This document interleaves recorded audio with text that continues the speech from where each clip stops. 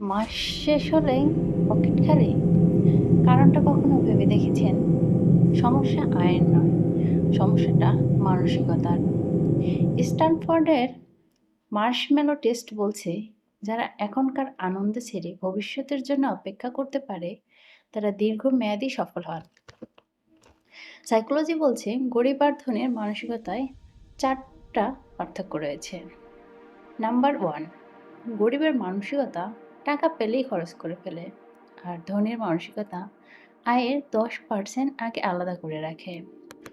Number 2, গরিবের মানসিকতা অন্যকে দেখানোর জন্য দামি জিনিস কেনে, আর ধনীর মানসিকতা টাকা দিয়ে আরও টাকা তৈরির চেষ্টা করে। নাম্বার 3, গরিব মানসিকতা মাস শেষে হাত প্রায় খালি, ধনীর মানসিকতা আগে ভবিষ্যতে পরিকল্পনা করে তারপর খরচ করে। আর সর্বশেষ নাম্বার 4, গরিবের মানসিকতা শুধু আজকের কথা ভাবে, আর ধনীর মানসিকতা টাকাকে স্বাধীনতা তৈরির হাতিয়ার হিসেবে ব্যবহার করে। মনে রাখবেন, টাকা কম থাকলেই মানুষ গরিব হয় না, টাকার সঙ্গে ভুল অভ্যাসই মানুষকে গরিব করে ফেলে।